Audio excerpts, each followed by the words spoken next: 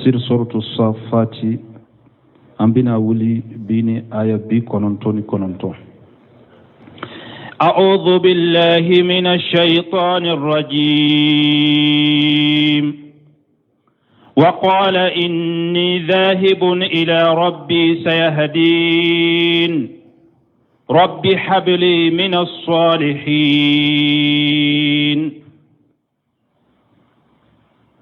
بسم الله الرحمن الرحيم والصلاة والسلام على نبينا محمد وعلى آله وأصحابه وسلم تسليما كثيرا. سبحانك لا علم لنا إلا ما علمتنا إنك أنت العليم الحكيم. أستغفر الله الذي لا إله إلا هو الحي القيوم وأتوب إليه.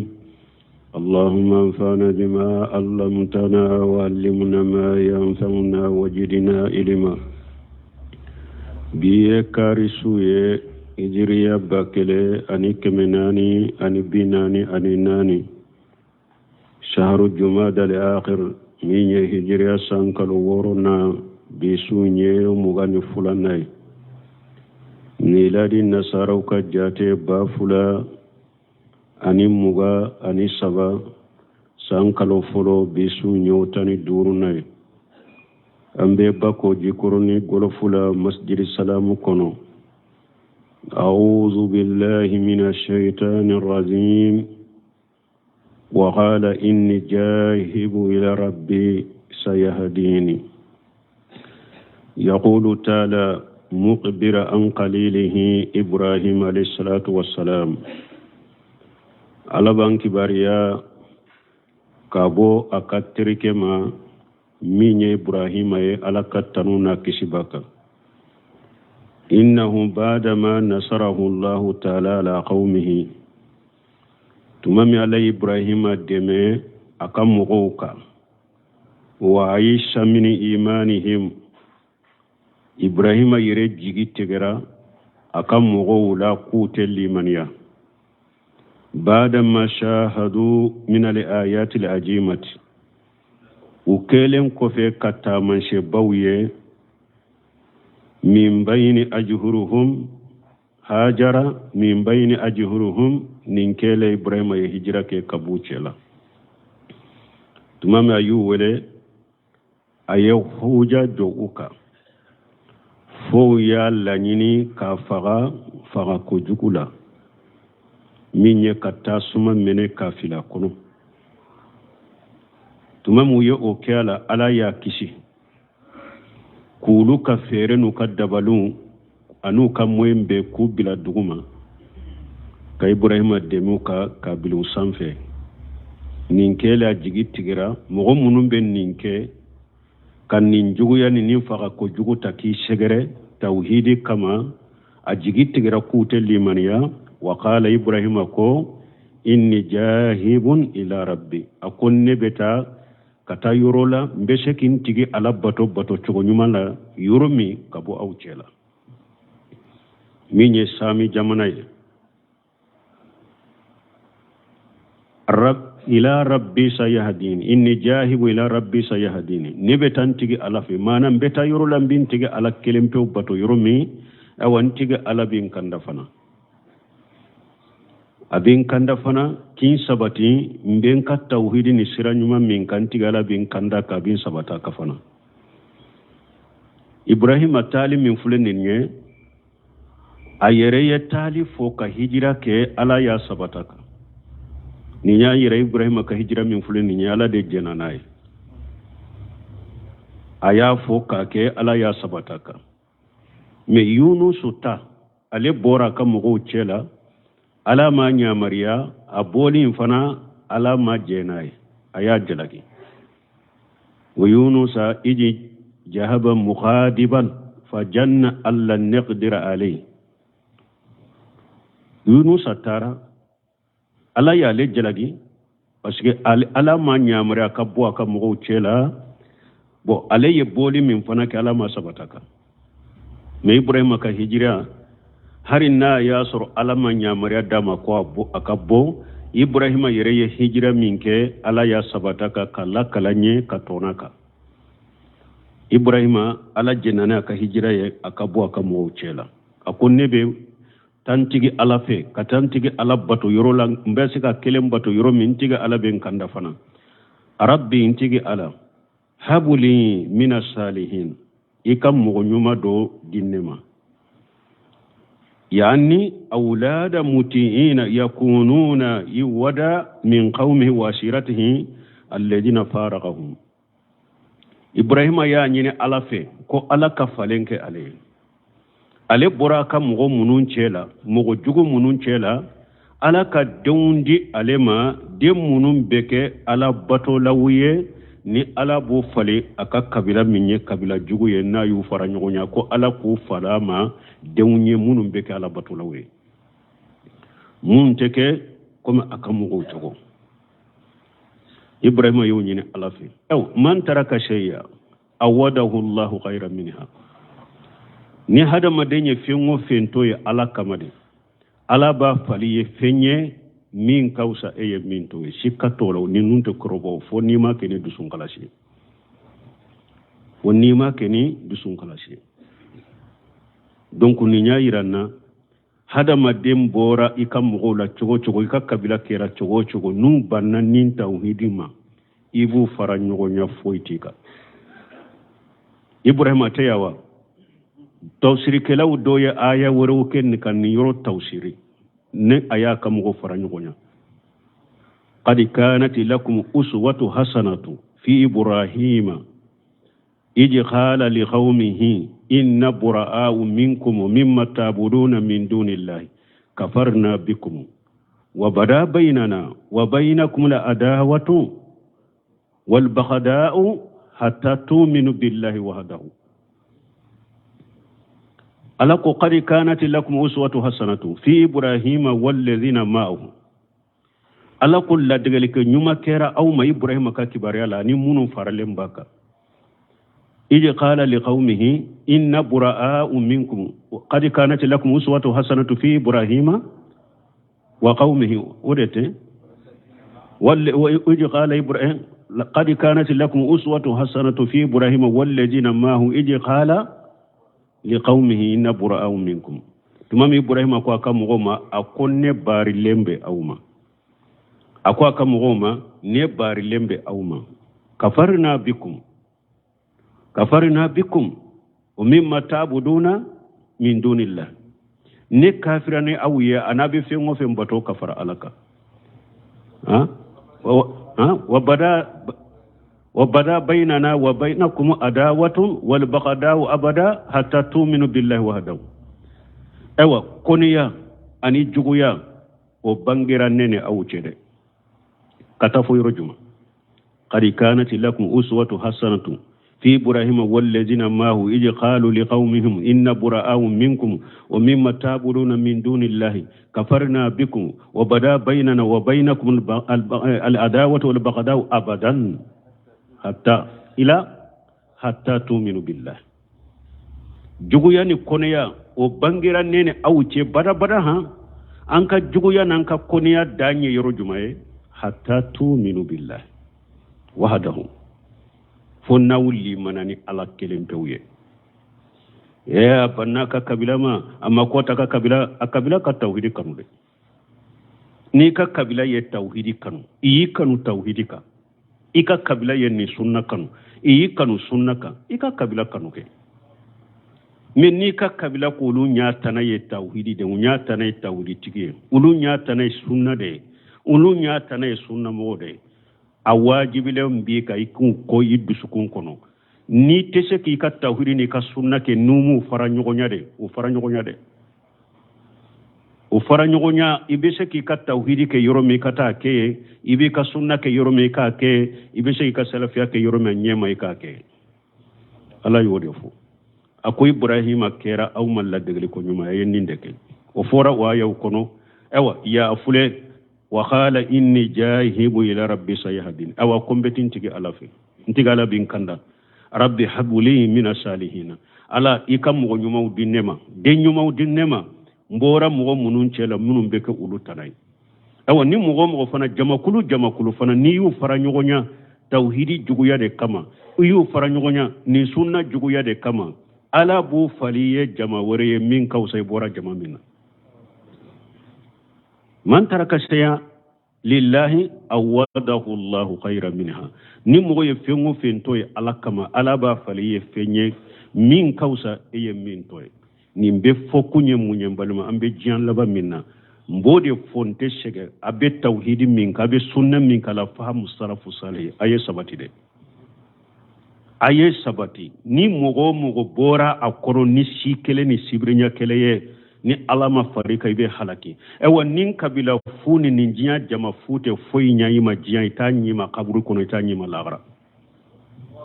alaka limana dama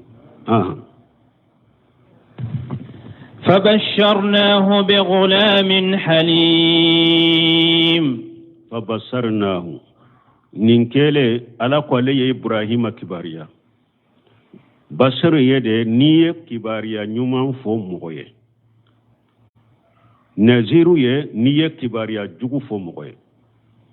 مي بشر بنا أفلا بما وبشرهم بأجاب عليم منا بشر مستنق من البصر عربو كان بورا دي فاركولو دي توغو كو بصر ممنا كباريالي بشر نانا ابنا هيرا لا بنا جغمانا parce que niye mogo kibariya ka hera kuma foye ka kibariya do foye minye herai abedo anyeda wula abedo afarikolo la ote kibariya nyuma na fora mogoye anno be do farikolo la anno be do nyewula atigi nyew be foni fari be foni ni sonja beke ni kibariya jugu fora mogoye do abedo fari atugunu batedo abedo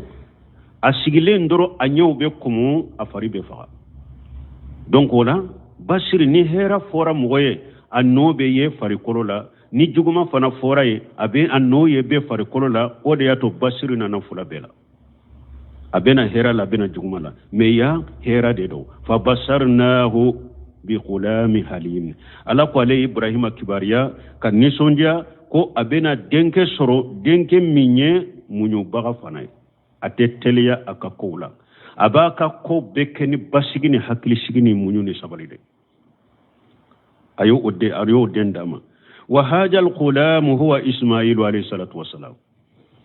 نندنك جوني إسماعيل سورة أنكم مساكية مسمي هاجر من دي سارة ما كو أكا كباروك ودي إسماعيل سورة إسماعيل باي ودي ني غلام إسماعيل دي فإنه أول ولد بشر به إبراهيم عليه الصلاة والسلام alede dem folo Ibrahim kibariyara ni dem folo minye ko abo soro o Ismaila de wa huwa akbar min Ishaqa bi ittifaq al muslimina aw Ismaila de kakoro Ishaqa islama u bebenne mboka Ismaila de kakoro Ishaqa islama u bebenne mboka wa ahli al kitab ani kitabe dunko wire bal fi nasl kitabihim abe kitabu yirew dunkew ka kitabu ka kolen jawla anna ismail alayhi salatu wassalam wulida li ibrahim alayhi salatu wassalam 86 sana abe kitabu dunko yire ka kitabu kolonjela ko ismaila ibrahim abe ismaila wolo wakati mi kwa ya soro ibrahim sibe sambi segini woro dela abe ismaila soro wakati mi وياسر إبراهيم السيبي سامبي شيغي أني وورو وولد إسحاق وأمر إبراهيم عليه الصلاة والسلام 99 سنة كم إبراهيم يا إسحاق سرو كي إبراهيم سيتو سامبي كونونتو أني كونونتو وعندهم أبو فيفنا أن الله تبارك وتعالى كو الله مسمي هيرا كاتشا أكورو تالندو amara Ibrahim an yajibaha ibnahu wahidahu ko ala Ibrahim nya mariya ko aka denkele min ba bolo ko aka kantige o fi nusqati abin na chogo dolo u bolo nusqatu ugra بكره الدم فلو فأقهموا ها هنا كذب وبهتانا من نمبكا يهوديان يمون كتاب الدنك يمونك وتارا كانتيجي في على ينيامريك كو دم من كانتيجي ولو تارو كي إشي هاقدي كو إسماعيلاتي كو إشي هاقديرو كاسرولو يرد يافو ko Ibrahima ka denkele ko ala ya nyamare ko aka kantige ko Ibrahima ka demfolo ko ala ya nyamare ko aka kantige o ka kitabu yere fana nasakono Ismaila de Ibrahima ka demfolo ne una tabe de hashiriya boloka nuye arabu hashiriya parce que arabu bora Ismaila de la kitabe dunkew bani salanka u Israila ulu wa bani salanka ulu bora ishaqala uye arabu hashiriya ko kantigeli fenye isi haka de ko Ismaila te parce que kantigeli fe tanuni munun fora nofe a fora ko munun bagade ani ala yere bina mankutu munun sabati Ismaila la na ye fasigere no ye o mankutu nyumo kama de no be sabati de arabu fala bora min na do yu hasira no de ko kantigeli fenye isi haka de o Ismaila te wala yazuju haja gun kasir konnin te daga فلك قالوا من تجده كو كان تجلي فيني شاغا كون نتدغا لانه مخالف لنص كتابهم باسكو اوبي او يريكا كتابو كان نصو سوسو وانما اقهم مي اوين نينك مونيو ينين بينكالي كن مناكا بي اسماعيل كاتا كان تجلي فينك اسحاق كاتا كي اسحاق لانه ابوهم واسماعيل ابو العرب parce que isi haga de ulu fay arabu Ismaila ye arabu fay fa hasaduhum uye arabu hashiriya fajadu jalika wa harafu wala uye dofra kisayinka ka kisayin yelema wahidaka bimana leje lesa indaka ghayruhu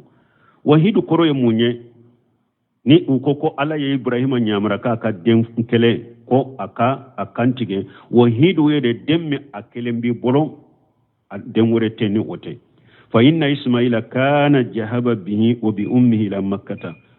Ismaila Ibrahima tuntarani abaye makka wa huwa tawilu wa tahrifu batilu bon ulu fuleka minke ninye yele malide ka kolo yele ma ani ku koroke fenye koro minni yele mani min chialeno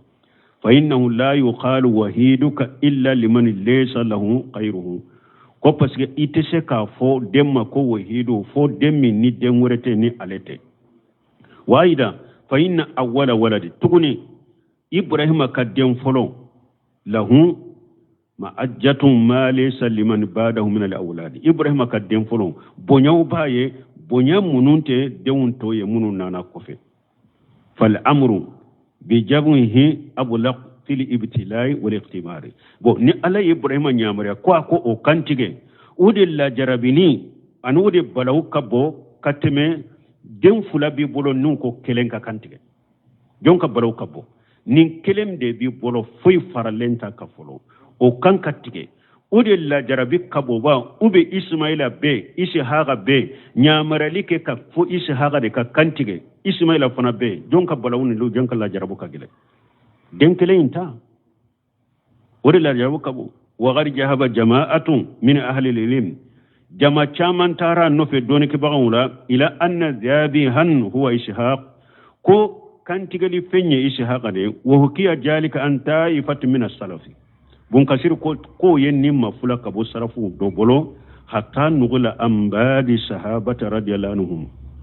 ko fo ya mafula kabo sheba do bolo ayida tuguni walaysa jalika fi kitabi wala fi sunnati me bunkasir ko te alaka kitabu kono o te ciren ka sunna kono o ma ajunnu jalikan tulaqiya illa ni akhbari ahli alkitab ako aleta jigi fo konnin kuma be bo yoro ni kitabu dunko ka kibari yawta ka kitabu te sebon o ya mafula kabo sebo bolo de akomme ate sabatu kade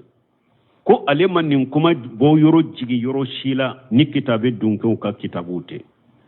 wa urija jalikan musallama min khairi hujjati bo afole to mugo munu fana ya munu ya mina dro kasuru madalla yire surala wa haja kitabullah nin fule alaka kitabu de shahidun wa murshidun aye sharia ke kan ambila sira kairanna ila annahu ismail ko kan tigel fenye ismaila de fa innahu jakara al bisaratu bi qulami halim parce que ala ye ismaila ni son jali fo ibrahima ko abe den soro den min chabalinen ro amunilendo wa jakara annahu jabihun ala ya fanye fana ko ismaila de kan tigel fenye ثم قال بعد ذلك وبصرناه بشهاق النبي من الصالحين اسماعيل كان نيسون جاي كوفي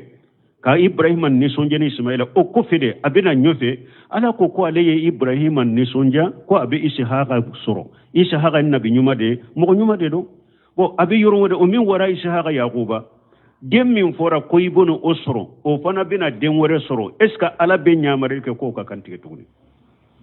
o fora kabo bina ken nabi nyuma ye abina den wore soro fana kantigali ken fente seka ke alay kantigali fe oye ismaila de ishaqate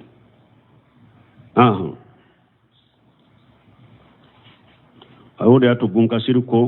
akakuma to akollamma basratil malaikatu ibrahima bi ishaqa akotumami malikawi ibrahima ni sonja ko be ishaqa soro قالوا إنا نبشرك بغلام أليم وكو أمبي كباريا كوي بين الدين سرو دميني دوني كبغاي وقال تعالى فبصرناها بإسحاق ومن وراء إسحاق يعقوب ألاكو إبراهيم موسو كو أولوية أني سونجا كو بين إسحاق سرو كو إسحاق فنا كوفي إسحاق فنا بين يعقوب سرو أو يولد له في حياتهما donc ko ismaila bena den soro bange baga fula kanyana mayala wala do yusamma yaquba abena den soro ko ishaqa abena den soro bange baga fula kanyana mayala ko den to de yaquba fayakunu min juriyatihi aqibu wa naslu ni yaira na ko ismaila ka juriya ko alebena koto alebena den to alebena koto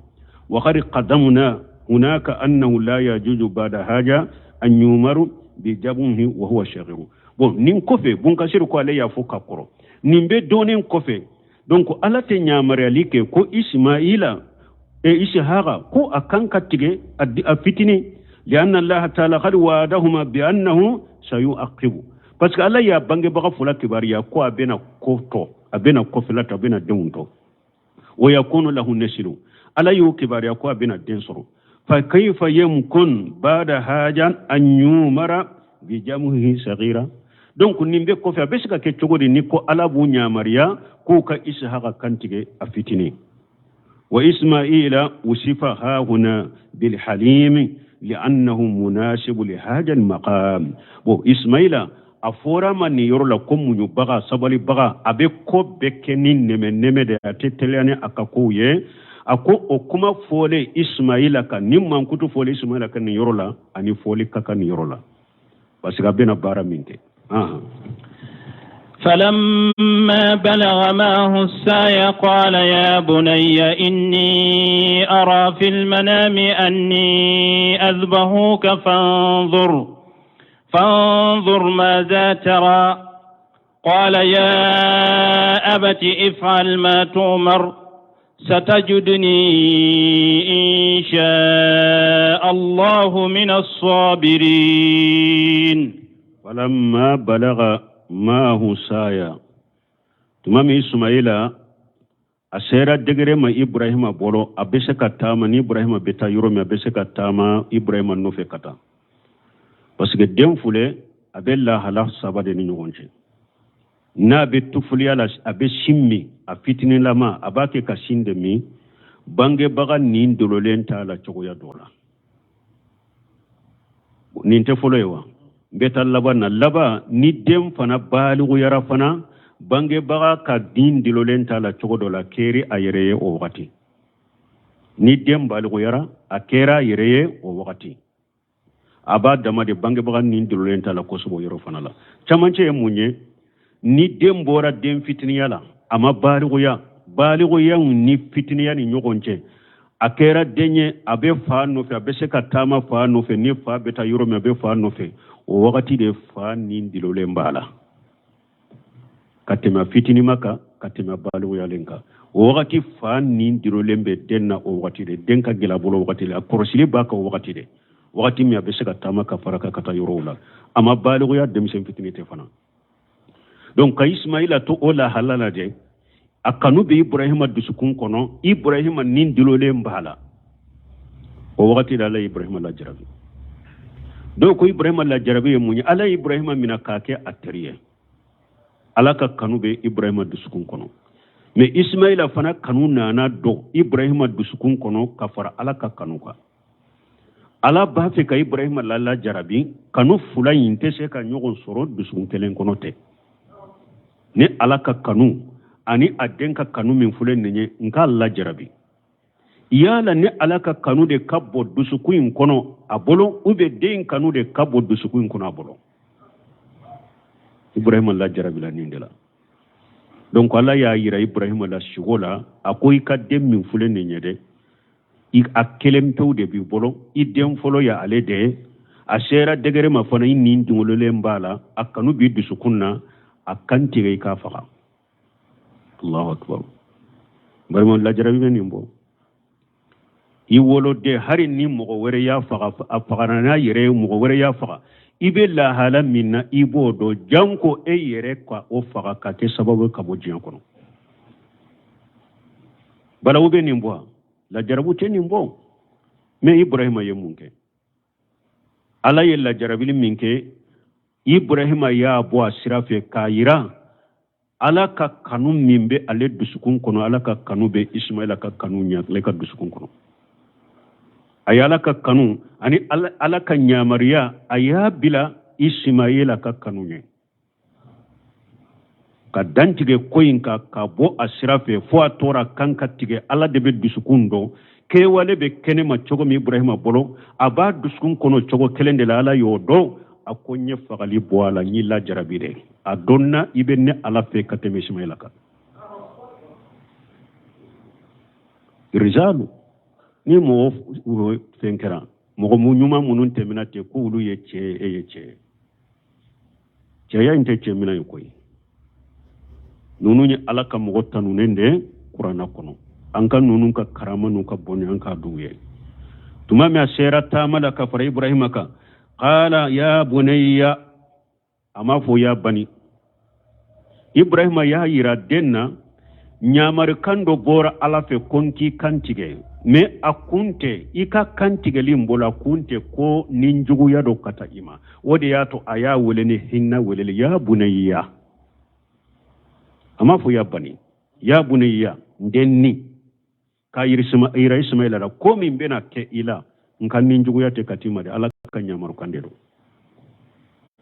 wode ya to aya welene hinna welele ya bunayya akundeni inni ara fil manami ne ya yeshinogola an ajibahu kan kunki kantige nki faganki kantige nyo yesogola uriyali anbiya'i wahaw nabi nyima ka sogoye wahawde me an hada madento ni e sogora ko ala ko e kam mogodo kantige abe daga yer o te daga yew ko ne sogora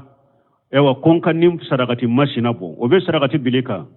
ote sarakati bilika pasige ka sogote foye hada madun to sogo ciden ko la hala sabade do urya wal hulumin min ash-shaytan wa hadis nafs hada madin sempulu ka sogo la hala sabade do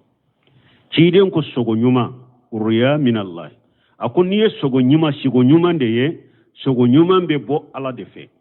ala tanwaka mogo minti hashiriya ika sogo nyuma infoye ni nye foloy fulanna alhulum mina shaitan sogo jugun obebe shaitan defe shaitan de ba yirila sogo la karasafa ika karasa sara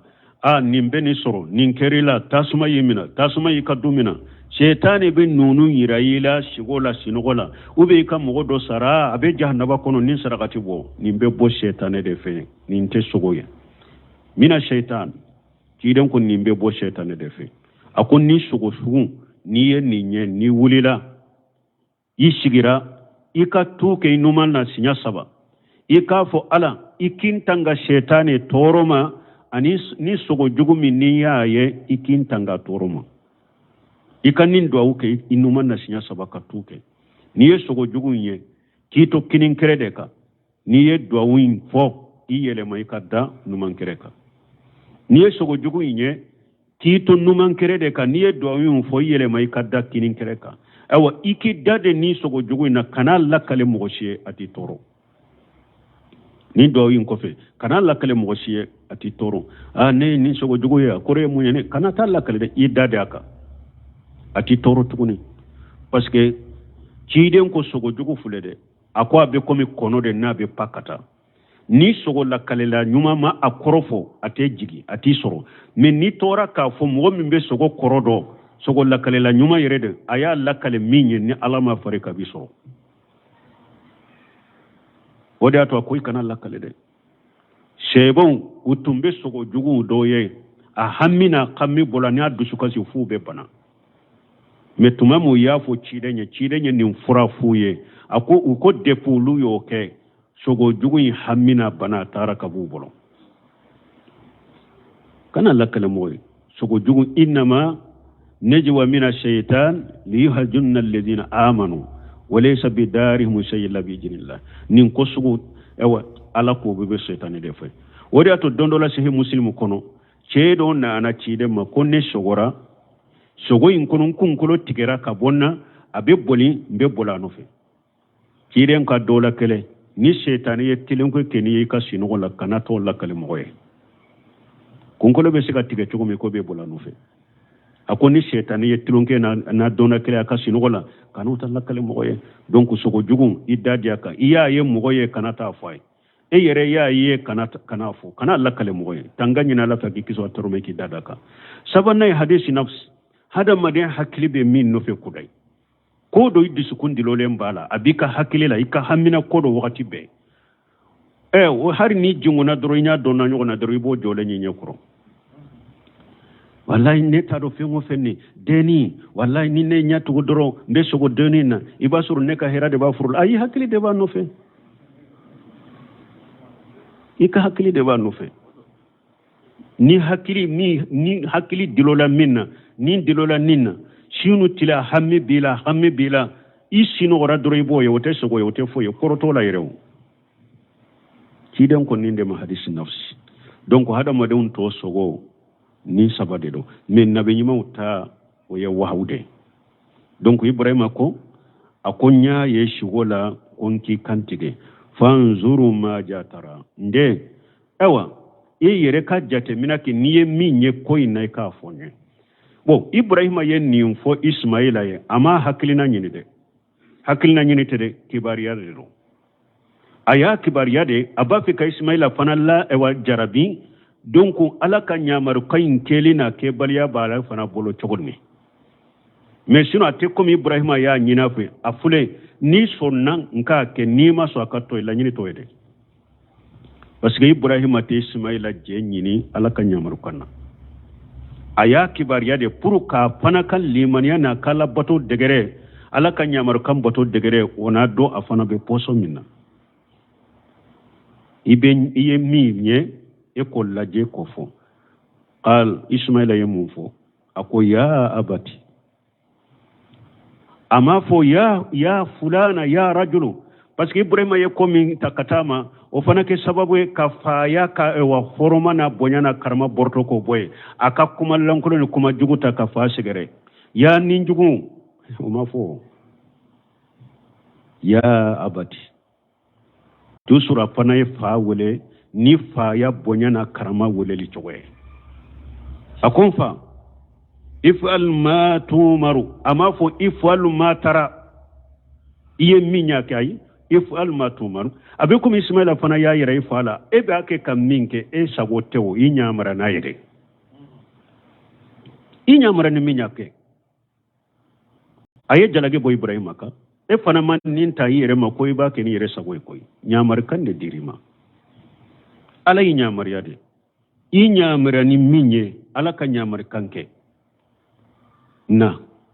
me komi koy nye ko nata de hada maden kana dayire la ismaila ya ko sagi kata alama satajiduni inshallah min as-sabirina suni ni ala sonna ibenne fana soro sabari bagay nimbe sabari koyin koro iba kenna aye ko sagi kata alama parce que hada madin fana kana dayire la cogo dola ki yere tanu cogo dola ko be ala de bolo ko nata be ala de bolo aha فلما أسلم وتله لجبين فلما أسلم تمام إبراهيم أن إسماعيل وبيو يقو دي علما ويو يريد على كان يامرو كما كو يريد على كان يامرو كان كلمة بسونا بيا يريكورو علي كوين كليلا وتله للجبين إبراهيم أي إسماعيل بري أنيداكا منا denya membe ni nyogonche kofula denka hinna ne den dala kreka ubi ajale anya chorolembe nyogo na muruba kana Ibrahima masuko kele fulana aya biri atenka Ismaila kantige to akana muruin koniye oda to don kaba ko be har kantigeli adabula koyi kana sagau kantige kwato unyabe nyogona konni be na saga kantige koyi ka muru dogala wori ato dondo la chide nyere na chedo ma ba fe ka saga kantige saga dale abake ka muru dajiya saga nyana chiden koyi ba fe ka saga fagali fula de lawa hari tunki ka muru dajiya de sani ina kana saga ma me saga nyabe ela e ba ke ka muru dajiya nyana e ba fe ka faga ko chogo fula de lawa donc ni ye kantigale fi adabuye Ibrahima aye Ismaila aya bira tendeka akantige to unya kana nyogo nyekele fulana akantige to kana muruye aya bira nyedauka وناديناه أن يا إبراهيم قد صدقت الرؤيا إنا كذلك نجزي المحسنين وناديناه يا إبراهيم ننكلي على قولي إبراهيم أولي نينيا يرانا على بكما كما من دوفنا حرفو أبيمي أقول إبراهيم أولي أقول إبراهيم يا إبراهيم أقول إبراهيم قد صدقت الرؤيا إيكا سوغو ميني يا أبو أسرافي parce que Allah ya do Ibrahima ye sogo imbara ke wale ke aba dusukunde kono fana Allah de be dusukundo Ibrahima bina Ismaila kantige de tumame Allah ya do Ibrahima ko imba Allah de alaka kanu mimbe Ibrahima dusukunna ani alaka nyamaru ka Ibrahima bolo obe Ismaila kanunye tumame Allah nimbira la keneka Ibrahima ka barawla ka ke wale la ana aba dusukun kono Allah ko Ibrahima yika sogo ya Abu Asrafi inna kadhalika najzi almuhsinina awa ne ala be mo nyuman be sarani jogodela Ibrahima tunya marani minye na joraka kalimaniata kadusun kala se ka joraka ala ya wuli ka bwaka ba ma wuli ka bwaka aya wuli ka bwaka mogo hada madembo jogodola ni ala yilla jarabi ni minye ni ala ko hada mademma ni haramu yara kana ke ni ya toy ni dusukun kalashe ala ba toli nogoya ye iti sege filo koma sinala tuguni kele fulana ala ba fari ye fenye min kausa ye min toy awa bo chogod kelende la ni ko gele beyede ni ala ko hada made ninkede kuin nye ko baye e nya koro chogo aka gele nya koro chogo e ki yere kolo bani ikaso ala tama ki dusun kalashi ibe bo min kalami baye ala bo ko kele nogoya nya koro de ati boro foye ni yaye ankanye ambe dahir menyini chogoni na ye riba haramu ambe dahir menyini chogomi ninni mina ferli haramu yara ninne man mina fer mbende be e balo chogodi ninne man ni sigreti fer ni be balo chogodi ima dalala ka ko dalaka de ni ye ko da alaka ki dusukun kalasi sigi ala yodo dusukun kono sigreti ferli bilali iriba bara bilali ala ba nogoya yede ite sege filala ite ko la jala ewa bi konya o kofe fana abe konya ye o kofe fana wodi ato aye Ibrahima ye ala ka nyamaru kammi na danti gara ko ba ke ala na sara ko ka wuli ka bwaka ewa ko Ibrahima doronte de akombe mo nyuma be sara ni chukodela min ye ini ala chenye ini ala ka damfe fana chenye ini ala ka bar je nyogonya bara ani ala che bara nyogonya iyonye ini ala ka jon hada madun che bara nyogonya yengonye ala bi sarade ibrahima duro nunun tere ala bi sarade komi aye nunun fana sarane chogomina إن هذا لهو البلاء المبين وفديناه بذبح عظيم إن هذا alakum min fulene ibrahima fule kala jarabini min yete la huwa al balawul mubin akon ni nye balawu bangale ni koy ni nye balawu ye ni nye la jarabiye min bangale ndo de e yere ki den faga wolo den folo min bi bolo wakati min fana inni ndolole mbala kanu bi dusukun kono kinya mare koy ka muruda o kanna ko kantige ya wajibra e kay ka sinji tuguni minche e yere ka ke sinji tige sababu ini o che ko bo jinya kono balawu be nimbo la balawu mubin balmo ni ya ira na fana kuni ala hari komi ni ala soso de ni ala yinya mariana ya abora ala soso la akera fen daga lenye anto ni mo min ko ibe ebe wuli sisa ibi den kantige adagare yawa iye junubu bake ikera sinji tigelaye ewa iye mogo faga fana junubu minya na ile ofana ta ne tumami ala ye ibrahima nya mariana ye kwa ka ismaila kantiga kera ko daga lenya kera tanuni ko ya bolo akera tanuni ko ya bolo tanunaka me mogo to ko ni ala me emi nya mariana ni ya kedu abeke ma ema ala sosoe donc abo choko kelela sujudu fule ka sujudu ke damfe ngore minte alaye haramu mushirki ya bila bo silamiya kono metuma melay malikaw nyamariya naye ku ka ke adama ye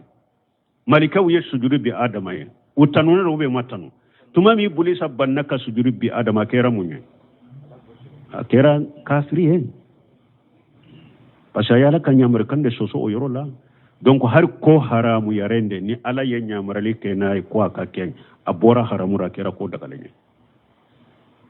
ismaila ka kantigali bo oyira donc ala ko ni nye balawuye balaw min bangilende de ni nye la jarabi bangere no ni ala ibrahima la jarabi nay wa fadaynahu bi jibhin azim ala ko alaye ismaila kuma bo ni kantigali bere bay kantigali femba ni kantigali fe do ba fo ko saga jigi do ba fo ka faraka ko min ne jalaleli nununta ko ni saga jigi bora arjanna kana ko habila ani qabila ku ye bato fem mununke ko habila ye ewa saga jigi min ke sarakati de ko ni ewa tasuma nana ka jani de ko saga jigi de tara arjanna de tumbella mu arjanna ko ismaila tumbe kantiga wakati mi ala ye malikani o de jigi kana di ibrahima ma ne tumam bunu shemira rahimahullah ayeni ayat tawsiri ako delilato kumala qur'ana la delato kumala hadisala ewa della sabati lente fana ko habila ye saga jigi min kanti ka ke sadaqati ko de be arjanna delato fana la ala koni ko kanti gali femba do koni ismaila kuma bona nayi saga jigi do sawa fengore mi risaro ala mo latiganye abena hadisa dola koni kuma buka sanadola ani tafsir kala chaman baka ko saga jigi de do me munu nya kere ko habila ka saga jigi de do o sahalente de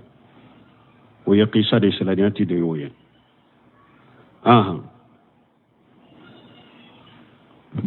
وتركنا عليه في الآخرين سلام على إبراهيم وفديناه بجبه عظيم نين كانتيغلي من فني على يا فو ko kantigali femba abonya yoro jumay abonya yoro doye ni Ismaila kuma bona naye kantigali femmi ni Ismaila kuma boye femba be fembe tay wode ato ciden ko ana ibnu jabi hayni kunne ye mo kantigali fura dende ayo fo chori parce que abe qisa wala ko tumami ciden fa Abdullah ko cide ewa muke cide amoke tun nya da falede ko na ale ye denke soro ko aya soro ka denca mai muso ko na ale denke soro ko abe akantige alai o tara ke ciden fa Abdullahi ala ye min fana latiga kala tigela ciden bina bo Abdullahi de wote se ka kantige o kanu donna Abdullahi kanu donna afala aya soro ye ni ale ni ndafalen ke fana ko aba kantige akono na fulla atese ka Abdullahi kantige ala ya kanu da dusukuna chogomi ani ala ye min latiga Abdullahi ka kibari ala munkera o ko sisa ni ba fe ka kuma bo kantigeli na donc ibe ale jo ka kantigeli fende jo ka nyame jo ka kala tige ni kala benna nyame na nola iba kantige ni kala imbenna wa ale de la tusuru kantigeli ba ale de kade aye kalantige ani nyame ce kala tarabi Abdullahi ma aye nyame wure faraka kala tarabi ama atora odela fotuma min nyame da fara kemeye kala tarabe nyame kemena nyame kemeyin kantigera Abdullahi ka kantige nola wodi ato hari sisa ni yen itugu ka hadama den faga na akadia ni nyame kemedo ciden kambe wodema otumbe kantigede akuma borani nyame keme wote kantigeli fem foloy kantigeli fem fola na Ismaila ciden tumbe ninfo konne kantigeli fem fola dende afa Abdullah ani Ismaila donc kantigeli fem bay abonya yoro doye Ismaila kuma boranay kele fulana kantigeli fen kera sunna ni sariyaye dina kono ni kantigali beke alay kantigali fin kantigali kera sunnaye ka ke sariyaye silama wuye nube kantigali ke alay ori ato ciden ko lana Allah man jabaha li ghayri Allah akom mo dangalendo mo ne kantigali ke fengore minte alay dangalendo wala wode yato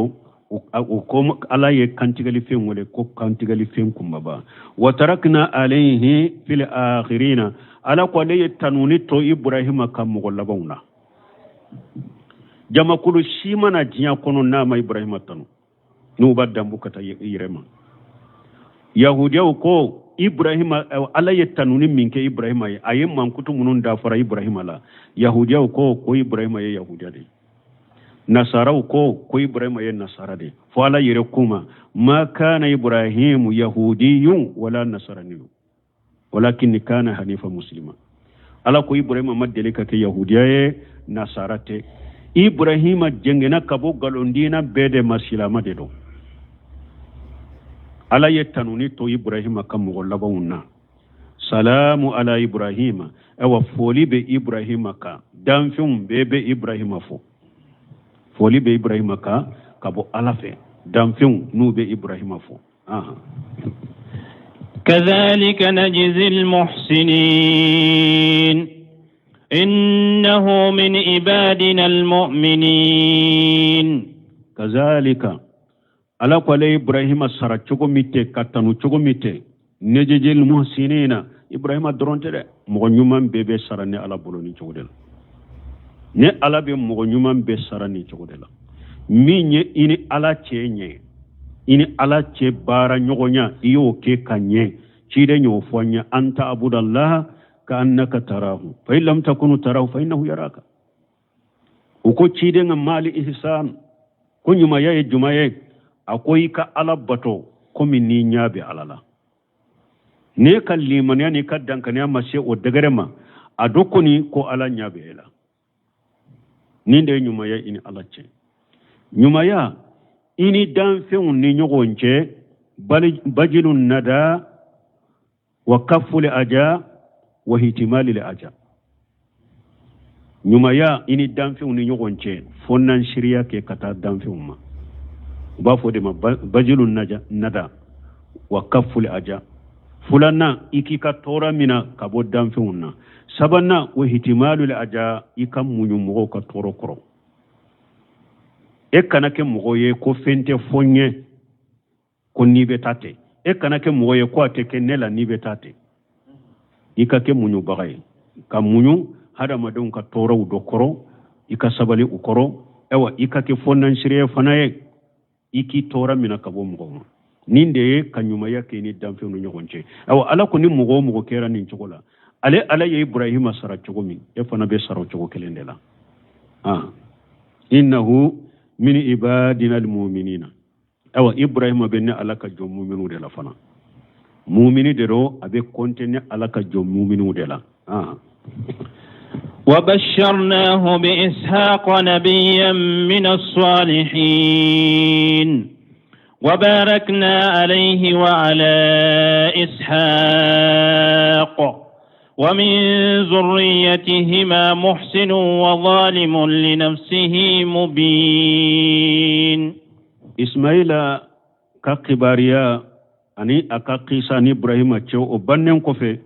alako basarnahu bi ishaq an-nabiyya min as-salihin akone alay ibrahima ni e waqi tibariya kan ni sonja fana ko abena ishaq fana suro nabinyuma de ishaq ye e wa be mo nyuma de la fana ismaila ta ko fe ala nana ibrahima kibariya ni de woreye minye ishaq ye afana nabinyuma de afana mo nyuma de o ismaila kunita akala bato ana ka bange baga bato abe ma yewa o jera be ay saday fa ka fo ko la nyamran ki fa o kuna tabe ka fon fa ka kuma foni no yani bonyani karama yin fa ala nyamran minya ke be soro sabari bagay ama ke ala soso bagay ama ke dange daye ka fa soso ka boli kata dogo iba ke jonna ibene yerere ismaila mani shike akera la bato bagay ka ke bange baga bato bagay donc ishaq fana tafule ala ko nabiyuma mo nyuma tumami ibrahima ye ninja majugun munu nya fili tasuma kono aye ulu faranyonya ufalela munna mo nyuma ufalela mo nyuma wala donc mo kana bambade mo juguni jama jugun ire kolosuma ni teseka ala take wucela koni kiren ta shiga ku cela kana yila de nimbora nunun cela mbeke chogori nimbera nunun cela mbeke chogori madalala imadalala de hada madembe yoro ikadinata ikadina de yikan nafulu kunye la garan nafulu kunye dina de jiya kono ba fo koni kamanan ko tilalela hammini duskasi babwa me la gara kamanan kun alina gara kan nafulu kun o yika tawhidini kadina de kana so chogo shif ni fembo o minaila kabila kanu minaila furumuso kanu minaila den kanu minaila ala kanu mimbe ibrahima dusukunna ismaila kanu ya minalawa me an ka du lajeke mogo chaman kele ayi ala ka gashew cigi chogomi ka yere soso ala ka yere kolosi ala soso ma chogomi aka dula aka fenna tumami muso nana deun nana nakira ala soso rangana kunci boba ibrahima fule ala ya la jarabe ayi ismaila kanu ka ala kanu ala ya la jarabe ka ale ka kanu ni ismaila ka kanu degere do adusukun kono ala ya asoro ibrahima ala ka kanu ba adusukun kono ka teme ismaila ka tumbe ismaila kantige ala bato kama ala kanu kama uko tele haramu yere ka nyana mo yakono ima tele to muso nana dura duna tiya la tele kadine yede tele kadine ibo min kalama wala fa ni tele jirki len fule kan dundu be fo aka sokono gitari be fo aka sokono filmu lankolo be boala deun o chogo kelena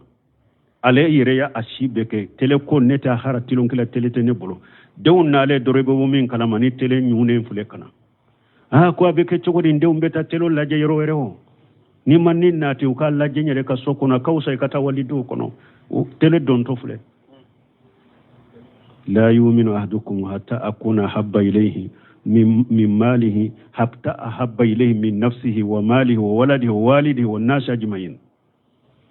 كيريون كا دولا كلين تسيكا كمؤمن دافل نيابدا فوي كان نكانو كتمي يركونكا ikin kanu katemi na foloka ikin kanu katemi deunka ikin kanu katemi bange bagauka ikin kanu katemi jinya mo beka ni mogo min ye ala sɔsɔ denw kosɔn muso kosɔn i ye ciden sɔsɔ ka dɛsɛ ka ciden ka sunna dɔ kɛ k'a ka ɲamarikan dɔ kɛ k'a ka dabu de kɛ denw kosɔn muso kosɔn e ye ciden kanu bila i den kanu ɲɛ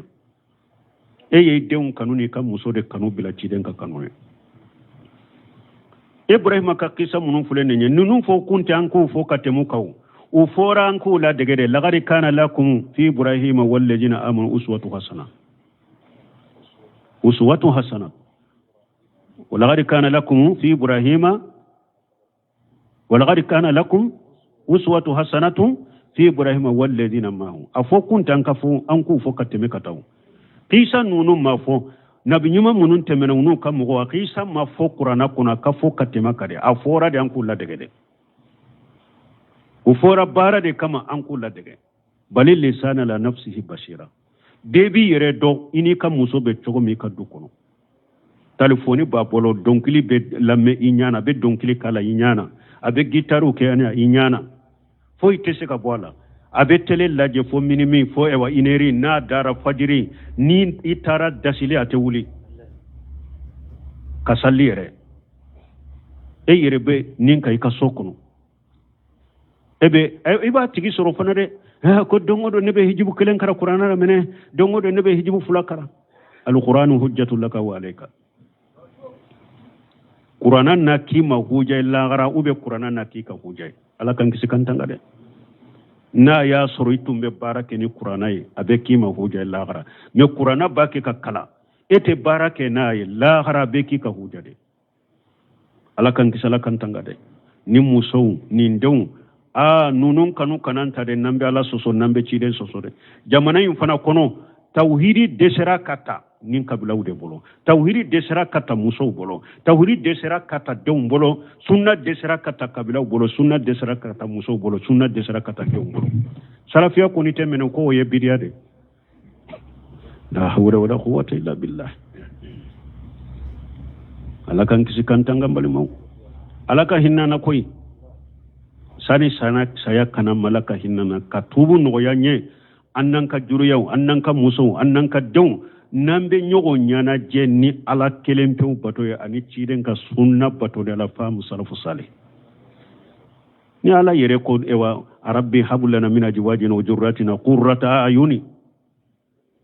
wakati benne yere ka chokorba tumbe ni mfunye ako qurrata ayuni ako denyuma nya suma de ako na fulo tikite koy inya bi denna abake ka ala bato inyana abela soso to inyana akonya suma denye ninde me nya suma dente kwa ye robe joko ya ye fambe ke na folo nya suma de qurrata ayuni muso qurrata ayuni den qurrata ayuni ala bato la abe sirala nye abe ala bato ni ye fengo fen fo ala kola atebila nyogona ale muso yere debe e waju den yere debe waju ko Umar ibn Abdul Janun te tuma me Umar ibn Rajiji kera masake Abdullah masake min nona masake jugude tundo tonyali fencha mande tumba bolo Umar ibn Rajiji ako ale fo ewa ale sigile ako fo ale ka tonyali fembe de saga tikima abe tonyali fen sagile la fotile kansera a segena atarada ko abe lafiya ko fa be wuli den nana ma ko fama ako kera chogori tonyali feun dili banna ko ma bade insigana de nana lafiya ko fe be saka ako e baro yala saya bena yima sani wala kasya fa wulila awulila kata kontina ka barala nya suma denye nununde me de dongodo ani ala soso ko de bena tele natide nin natide muso bi no fe chuchuchu tele kola tele natide nimbe karasaka muso bolore nimbe karasaka muso bolore karasaka muso be boni chogo de lade ala yemu fo yorola ako inna min ajwajikum ya ayyuhalladhina amanu inna min ajwajikum wa auladikum adu lakum fahjaruhum ako mu'minu aka muso dobe aka furu muso dobe aka deun dobe aka jugu de yewulu ya yiro kolosuma de ala yire de nufo mu'minu aka furu muso dobe aka deun dobe ulu ya aka jugu de ya yiro kolosuma de muso te che de me ki encourage ala batola wagati ala soso kuma ni junubu kuma I jugudo yere korosama de a ce kanyi cogo a jele ne cogo yere korosama de I jugude fuli koro denwo de dongo do ala soso kuma ni junubu kuma de be fo nimbe karasa boro karasa dewnye ninke denwo de bi nofe wala yere korosama I jugu fuli koro I jugu fuli koro de yere korosama de musommin bi deme ala batola jama bi bolo ñoom no de fo wakati be wallahi an ka tile min fulen ni an ka sunna karamo do de yo fo ko fuy mani hada ma dem man ni wakati na e ka ke kalambaga ye doro ni bi ka kala nyini ni ka dina kola ani ala ka muso nyuma nyogo ya ye muso nyuma e ka muso soro ete hijabu ko faye yere be fambe datugo su fela la inya bala ika sokono abe wuli hari na kera arakan fule ka kan nafila ke ka da fajiri eta kunu ebe bu min kalama hari ni suye emina domi ale de be kunu ni ma wuli salatu boro wallahi jama bi bolo akausa jama ire jama bi bolo ala kan ka fumuso ko oye ka onyo nawo ko no ya anye ani islama dembe ala ka ce fana noya ewa muso ye ce min fana bi demen ni dina la ime dusu kasi ce don ngodo ani groupe do wana wala de madam hari ni hijabu bosa ni hijabu bo ikabba saw don ko bin terke wude nana wala de madam mi side do ala kan tisala kan tanga ala kan nya ala kan ka jurwa ni aha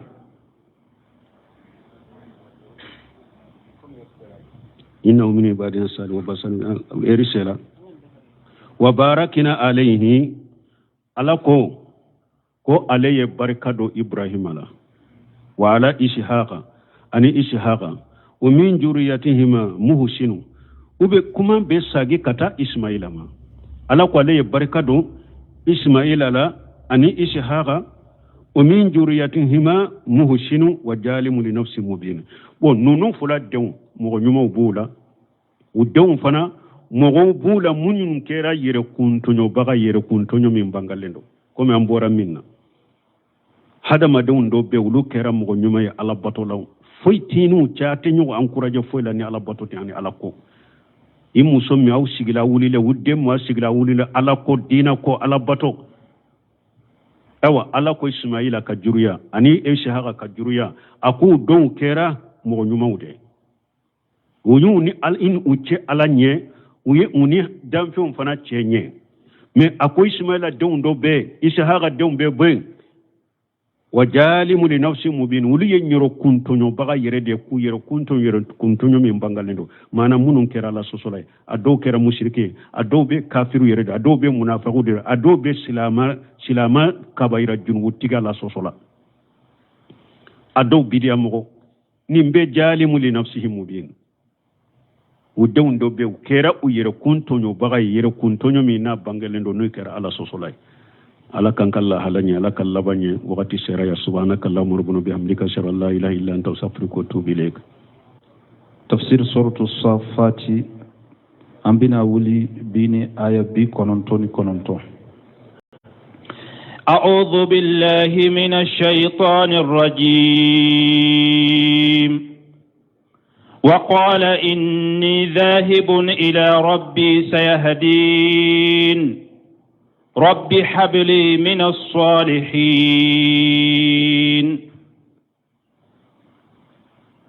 بسم الله الرحمن الرحيم والصلاة والسلام على نبينا محمد وعلى آله وأصحابه وسلم تسليما كثيرا.